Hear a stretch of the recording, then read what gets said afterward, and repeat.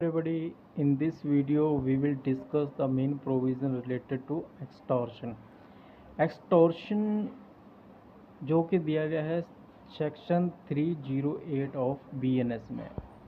इससे रिलेटेड जो main provision था जो आईपीसी में दिया गया था वो है section 383 and 384। Now it's providing a new framework under the BNS, means BNS के सेक्शन 308 में अब ये प्रोविज़न सेम प्रोविज़न दी गई है। इससे रिलेटेड प्रोविज़न है जो वो चेंज नहीं किया गया है, मीन्स इसमें सिर्फ सेक्शन ही चेंज किया गया है जो कि आईपीसी में 383 में दिया गया था एंड 384 में दिया गया था, बट अब ये सेक्शन 308 ऑफ BNS में दिया गया है। मीन्स सिर्फ चेंज किया गया है सेक्शन, अदरवाइज़ जो मेन प्रोविजंस है, इंग्रेडिएंट है, मेन एसेंशियल इंग्रेडिएंट है वो सेम है, पनिशमेंट भी सेम दिया गया है। Section 308 BNS criminalise the act of extortion. Extortion को क्रिमिनलाइज करता है section 308। It defines extortion as dishonestly inducing a person to deliver property और valuable security by putting them in fear of injury to that person or another। Simply extortion का मतलब ये है कि dishonestly induce करना, किसके लिए? प्रॉपर्टी को डिलीवर करने के लिए या वैल्यूएबल सिक्योरिटी को डिलीवर करने के लिए। किसके through? By putting them in fear of injury to that person और अनदर।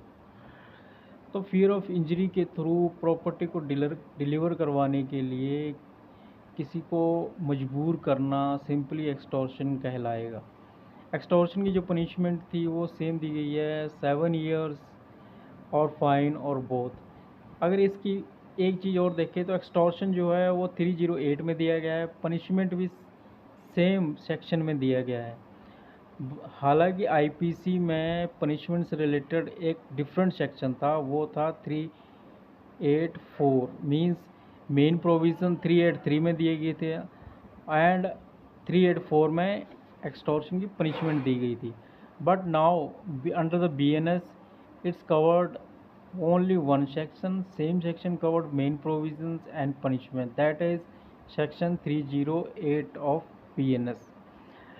अगर हम बात करें कि एक्सटॉर्शन में इंग्रेडिएंट क्या होंगे, मेन एसेंशियल इंग्रेडिएंट क्या है, मींस किन चीज़ों से लेकर एक जो फुल फ्लेज एक्सटॉर्शन कमिट होता है।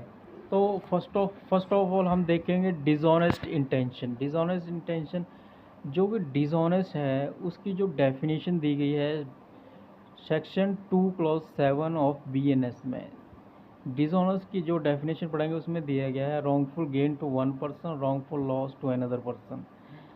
Another, here the dishonest intention is the act is done with the intention to cause harm or gain property। इस इंटेंशन से relate means simply it's means intention to cause harm और gain property, that is dishonest. इसमें extortion में क्या चाहिए? Dishonest intention होनी चाहिए। अगर डिसऑनेस्ट इंटेंशन नहीं है तो वो एक्सटॉर्शन नहीं कहलाएगा। Dishonest intention means intention to cause harm or gain property। And another ingredient is to fear of injury. Fear of injury is most important, that is in extortion there should be a fear of injury, the threat of injury to a person or their property is used to compel them। Injury, fear of injury का use क्यों किया जाता है?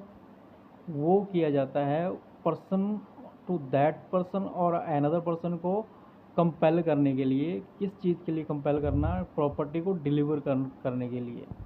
It's use to compel them. First ingredient was dishonest intention, second there was a fear of injury and third is and third is delivery of property। Victim is forced to give over property or something that can be converted into a valuable security।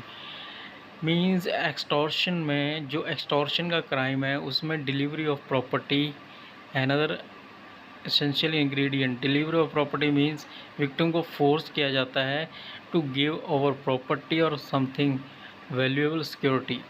तो इसमें एक pre का question बनता है कि extortion में कौन सी चीज़ें कवर्ड होती है। एक्सटॉर्शन में प्रॉपर्टी कवर्ड होती है और वैल्यूएबल सिक्योरिटी कवर्ड होती है। प्रॉपर्टी मीन्स प्रॉपर्टी मूवेबल भी हो सकती है और इमूवेबल भी हो सकती है।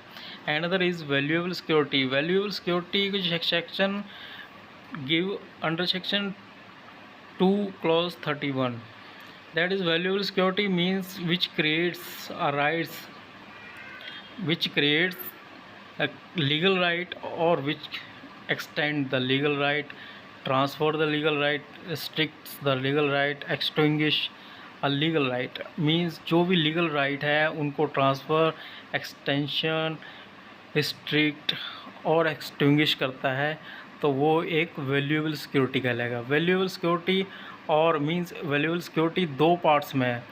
एक फर्स्ट पार्ट है वो ट्रांसफ़र करता है राइट को, रिस्ट्रिक्ट करता है लीगल राइट को और एक्सटेंड करता है लीगल राइट्स को।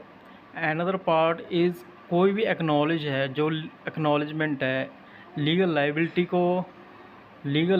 को शो करता है, वो भी एक वैल्यूएबल सिक्योरिटी है। और लैक ऑफ वन मीन्स कोई भी लीगल राइट्स को ट्रांसफ़र रिस्ट्रिक्ट करता है, वो भी एक वैल्यूएबल सिक्योरिटी है। और जो एक्नॉलेज किया जाता है लीगल लाइबिलिटी को, वो भी वैल्यूएबल सिक्योरिटी है। तो वैल्यूएबल सिक्योरिटी का फॉर एग्ज़ाम्पल हम देखें तो वो है चेक बाउंस और पावर ऑफ अटॉर्नी। ये जो है वैल्यूएबल सिक्योरिटी के एग्ज़ाम्पल होंगे। तो एक्सटॉर्शन में प्रॉपर्टी है, मूवेबल और इमूवेबल एंड वैल्यूएबल सिक्योरिटी। तो तीन चीज़ें इसमें कवर्ड हो रही हैं, प्रॉपर्टी विच इज़ मूवेबल और इमूवेबल और valuable security. And the acknowledgement of legal liability को हम देखें तो एडमिटिंग करना, being a legally responsible for something. जैसे कि हम जानते हैं कि लीगल लाइबिलिटी जो है वो एक्नॉलेजमेंट है। Legal liability acknowledgement means admitting. And another ingredient, first ingredient हमने देखा था डिसऑनेस्ट इंटेंशन, सेकंड था वो था fear of injury and the third was value delivery of property, and now the fourth is and last is to that person or to another person means extortion directly